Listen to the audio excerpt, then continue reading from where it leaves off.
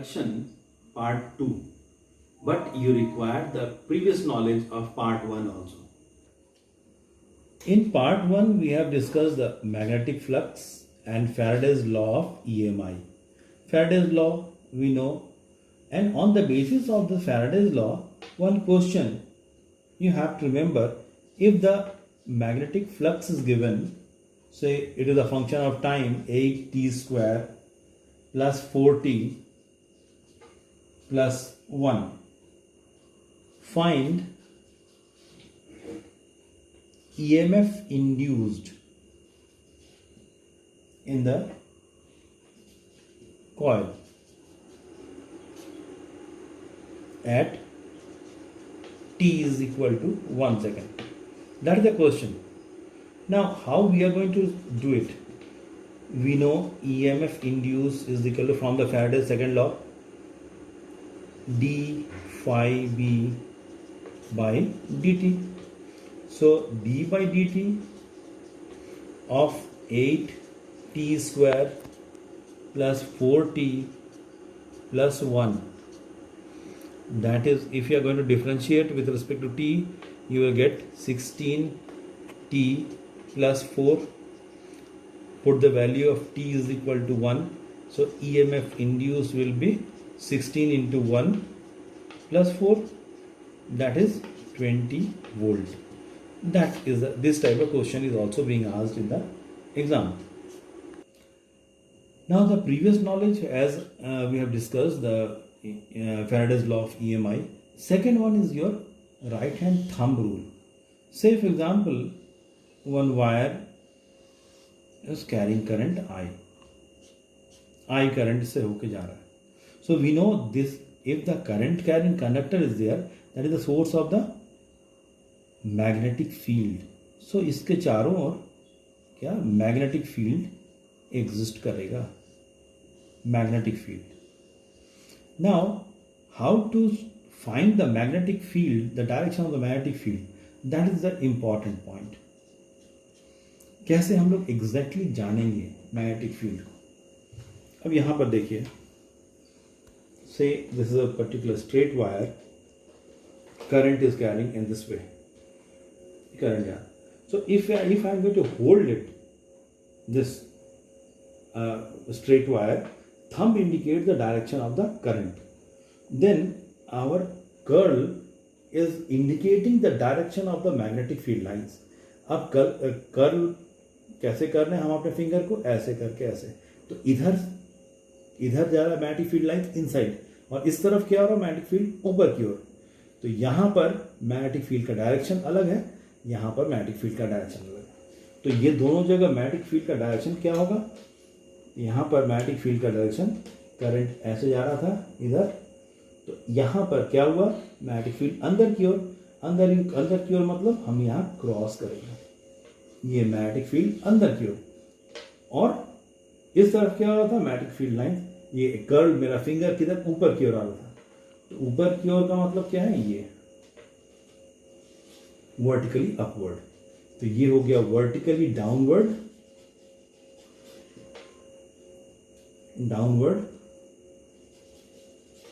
और ये हो गया वर्टिकली अपवर्ड.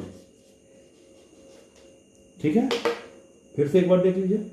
ऐसे मेरा कर्ल, फिंगर का कर्ल कैसे हो रहा है? ऐसे हम होल्ड कर रहे हैं, direction, thumb indicate the direction of the current. यहाँ पर फिंगर ऐसे, ये फिंगर नीचे की ओर और इधर फिंगर ऊपर की ओर. तो direction of the magnetic field lines क्या होगा? इधर नीचे की ओर, इधर ऊपर की ओर. Okay. Third point is also required to understand the forthcoming topics. मान लेते हैं एक ऑब्जेक्ट है, इस पर एक फोर्स लग रहा है, इस तरफ राइट साइड में 10 न्यूटन का फोर्स लग रहा है, और ये ऑब्जेक्ट ऐसे इस तरफ जा रहा है. हमको अगर इस फोर्स को कम करना है, तो कम करने के लिए हमको क्या करना होगा? इसके अपोजिट में एक फोर्स लगाना पड़ेगा. ये बहुत ध्यान से देखिए, ये ऑब्जेक्ट पर फोर्स लग रहा है 10 न्यूटन. इस फोर्स को कम करने के लिए इसके अपोजिट में फोर्स लगाना. मान लेते हैं अगर हम इधर 4 न्यूटन का फोर्स लगाएं, तो ये इस ऑब्जेक्ट पर नेट फोर्स कितना हो जाएगा, 6 न्यूटन। इस तरफ फोर्स कम हुआ। यही कॉन्सेप्ट यहाँ पर इलेक्ट्रोमैग्नेटिक इंडक्शन में भी अप्लाई होगा। मान लेते हैं एक सरफेस है यहाँ पर जिसमें मैग्नेटिक फील्ड इस तरफ इंडिकेट कर रहा है, ये इंडिकेट कर रहा है मैग्नेटिक फील्ड। अब हमको अगर मान लीजिए कि मैग्नेटिक फील्ड को कम करना है, मैग्नेटिक फील्ड स्ट्रेंथ को कम करना है, तो हम क्या करेंगे, इसके अपोजिट में मैग्नेटिक फील्ड को लगाएंगे, एक दूसरा मैग्नेटिक फील्ड, चाहे हम लगाएं या ऑटोमेटिकली ये फील्ड लगे। अगर हम दूसरे ओर एक दूसरा मैग्नेटिक फील्ड लगाएंगे तब इसका स्ट्रेंथ कम होगा। ये एप्लीकेशन हम लोग आगे लेंजेस लॉ में करेंगे। Okay, that is important. इसके अपोजिट में फील्ड लगाना पड़ेगा, दूसरा फील्ड, तब इसका वैल्यू कम होगा। Now we are going to discuss the Lenz's law. अभी तक हम लोग क्या देखें कि फैराडेज लॉ में ईएमएफ इंड्यूस हो रहा है या करंट इंड्यूस हो रहा है। वो इंड्यूस हो रहा है चाहे ईएमएफ हो या करंट, उसका डायरेक्शन के बारे में कहीं पर कोई मेंशन नहीं किया गया है। It was not mention the direction of the EMF induced और current induced. So then comes the scientist Lenz and he has given the law. तो लेंजेस लॉ आया, तो Lenz's law gives the idea of the direction of induced current or induced EMF. अब Lenz law क्या है? Lenz law the statement is that the direction of the induced EMF or current is always in such a way that it always opposes the cause producing it. जो उस cause को produce किया है, जो EMF को induce किया है, उसके अगेंस्ट में, उसके विरोध में काम करता है। इतिहास गवाह है कि जब जब किसी परिवर्तन की बात हुई है, हमेशा उसे विरोध का सामना करना पड़ा है। जैसे शिव पुराण में भी एक कहानी है कि एक भस्मासुर नाम के राक्षस थे। भस्मासुर नाम के राक्षस थे, उनको सबसे बलवान होने की एक लालसा जगी। तो वो नारद जी के पास गए, नारद जी से पूछे कि क्या इसका उपाय है कि मैं सबसे ज़्यादा शक्तिशाली हो जाऊं। तो नारद जी ने कहा कि आप भगवान शिव का स्मरण करें, उनका जाप करें। तो वो अपना एक किनारे बैठ गए और ओम नमः शिवाय का जाप करने लगे। भगवान शिव खुश हो गए और वो आके उनसे पूछे कि क्या बात है, बताओ, तो मांगो, वरदान मांगो। तो भस्मासुर ने कहा कि शिव जी मुझे ऐसा वरदान दीजिए कि मैं जिसके सर पर हाथ रखूं वो भस्म हो जाए। तो शिव भगवान भोले भंडारी, उन्होंने कहा तथास्तु। अब वो वरदान मिल गया। अब भस्मासुर को वो वरदान कौन दिया? शिव जी ने दिया। अब उसका एक्सपेरिमेंट, परीक्षण के लिए वो शिव भगवान के ऊपर सिर पर हाथ रखने की ओर दौड़ते हुए जाने लगा। शिव भगवान आगे आगे। तो आप देखिए इस शिव पुराण की एक छोटी सी कहानी है, इससे लेंजेस लॉ का बहुत सिमिलरिटी नजर आता है। तो इसमें हुआ क्या कि भस्मासुर को वरदान कौन दिया? शिव भगवान। और भस्मासुर को वरदान मिलने के बाद वो किसके अगेंस्ट में काम करने शुरू किया? शिव भगवान की ओर के अगेंस्ट में। तो वही लेंजेस लॉ भी है। लेंजेस लॉ में इंड्यूस्ड ईएमएफ जो प्रोड्यूस कर रहा है उसके अगेंस्ट में ही इंड्यूस्ड ईएमएफ या इंड्यूस्ड करंट वर्क करना शुरू करता है। So this is the Lenge's law and statement: the direction of the induced EMF or current is always such that it opposes the cause producing it. जो उस cause को produce किया है उसी के अगेंस्ट में इंड्यूस्ड ईएमएफ या current work करेगा। तो इसी से फैराडेज लॉ का जो कंप्लीट लॉ आता है। फैराडेज लॉ तक हम लोग क्या पढ़े थे? d∅dt, phi b suffix magnetic field. इसमें डायरेक्शन नहीं था। अब यहाँ पर लेंजेस लॉ होने के बाद तो हम लोग निगेटिव साइन यूज करते हैं, d∅dt, that is the correct one. And this negative sign indicates that EI is having a direction which opposes the cause producing it, जो मैग्नेटिक फ्लक्स में जो चेंज हो रहा है उसके अगेंस्ट में ये काम कर रहा है। निगेटिव साइन कहाँ से आया? यही लेंजेस लॉ से आया। अब हम लोग थोड़ा एग्जाम्पल लेते हैं लेंजेस लॉ को समझने में, और उसके बाद बहुत सारा पॉइंट्स कंसेप्चुअल क्वेश्चन हम लोग डिस्कस करेंगे। पहला, हम सिचुएशन बता रहे हैं, जैसे सिचुएशन नंबर 1 कि एक मैग्नेटिक फील्ड है, ऐसे से मैग्नेटिक फील्ड यहाँ पर ऐसे क्रॉस का मतलब क्या है? नीचे की ओर, वर्टिकली डाउनवर्ड। ये मैग्नेटिक फील्ड जो है, magnetic field that is increasing order का है, इंक्रीजिंग और ग्रोइंग, मतलब बढ़ने वाला है। और यहां पर एक हम कॉइल लगती है, conducting coil, that is what? Conducting coil. अब आपसे पूछा गया है कि इसका, ये कंडक्टिंग कॉइल में करंट जो इंड्यूस होगा, करंट क्यों इंड्यूस होगा? क्योंकि बी चेंज हो रहा है, तो उसका डायरेक्शन क्या होगा? करंट का डायरेक्शन। तो फैराडेज लॉ और लेंजेस लॉ दोनों मिला के बताइए। तो यहां पर देखिए, ये मैग्नेटिक फील्ड है, ग्रोइंग मैग्नेटिक फील्ड है या इंक्रीजिंग, तो ये वर्टिकली डाउनवर्ड है, वो इंक्रीज हो रहा है, वो बी इंक्रीज हो रहा है, तो मीन्स फाई भी इंक्रीज हो रहा है। क्यों? क्योंकि हम लोग जानते हैं फाई इज इक्वल टू क्या होता है? बी ए कॉस थीटा। अब यहां पर ये इंक्रीज हो रहा है, लेकिन यहां पर जैसे इंक्रीज हो रहा है तो इस कॉइल में क्या हो जाएगा? इंड्यूस्ड ईएमएफ या करंट इंड्यूस हो जाएगा। क्लोज सर्किट है, करंट इंड्यूस हो जाएगा। अब उस करंट का क्या रोल होगा? वो करंट हमेशा इस इंक्रीजिंग ऑर्डर ऑफ बी को डिक्रीज करने की कोशिश करेगा, उसको कम करने की कोशिश करेगा। अभी हम बताए थे प्रीवियस नॉलेज में कि कम करने का मतलब है, अब जो फील्ड ऐसे लगा हुआ है, ऐसे, अब ये अपने आप ऐसा ऑटोमेटिकली सेट होगा इंड्यूस ईएमएफ कि वो मैग्नेटिक फील्ड को अपोज करेगा ऊपर की ओर। तो मैग्नेटिक फील्ड अगर ऊपर की ओर है तो ऊपर की ओर कौन लगाएगा? Induced current. ऊपर की ओर लगने का मतलब है ये, तो इसका मतलब डायरेक्शन क्या हो जाएगा? That is your anti clockwise. तो हम यहां बोल देंगे direction is your, and direction of current is anti clockwise. दोनों कॉन्सेप्ट यहां पर यूज हुआ है। एक कॉन्सेप्ट फैराडेज वाला, इंक्रीजिंग बी है, means magnetic field intensity increase हो रहा है, तो ईएमएफ इंड्यूस हुआ।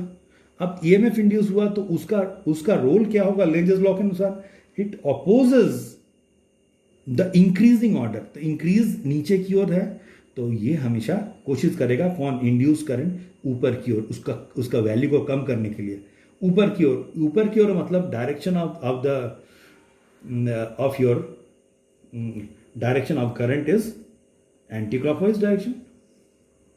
So current start flowing in anti-clockwise direction. So here, second situation is that here the magnetic field is vertically upward. Dot and circle. किधर है magnetic field? Upward, vertically upward. And एक यहाँ पर एक rectangular coil रखा गया है, यहां पर कंडीशन दिया हुआ बी इंक्रीज हो रहा है। तो हमको क्या करना है? क्या मालूम करना है कि इसका करंट का डायरेक्शन क्या होगा इस कंडक्टिंग कॉइल में, रेक्टेंगुलर कॉइल में। तो बी इंक्रीज हो रहा है, तो इसका मतलब फाइव भी इंक्रीज होगा। और इंड्यूस्ड करंट क्या करेगा? इंड्यूस्ड करंट इसको रिड्यूस करने, इंटेंसिटी को रिड्यूस करने की कोशिश करेगा, रिड्यूसिंग द बी। तो अगर अप्लाइड फील्ड जो है वो ऐसे ऊपर की ओर है, तो इंड्यूस्ड करंट क्या करेगा? उसके अपोजिट में नीचे की ओर लगेगा, बी को रिड्यूस करने के लिए। बी को रिड्यूस करने का मतलब क्या है? बी को रिड्यूस करने का मतलब, अब नीचे की ओर फील्ड लगेगा ऑटोमेटिकली। जो इंड्यूस्ड करंट इस कॉइल में आएगा ऑटोमेटिक नीचे लगने का मतलब है यहाँ पर ये इसका डायरेक्शन देखिए ऐसा हो जाएगा, the direction of the current is like that, तो मीन्स ये हो जाएगा क्लॉकवाइज डायरेक्शन हो जाएगा, direction is clockwise, direction of the current, induced current is clockwise, clockwise किसका, इंड्यूस्ड करंट का डायरेक्शन हो जाएगा। तो इस तरह का बहुत सारा क्वेश्चन हम लोग पार्ट 3 में करेंगे, part 3 of the electromagnetic induction. एक छोटी सी चीज, लेंजेस लॉ यूजुअली पूछता है, Lenz's law is always in accordance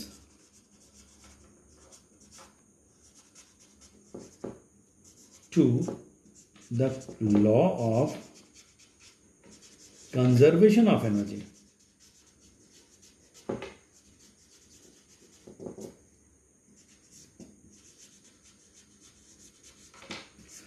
Lenz's law ऐसा नहीं कि law of conservation of energy को फॉलो नहीं कर, law of conservation of energy एक ऐसा लॉ है जो हर जगह ये फॉलो होता है।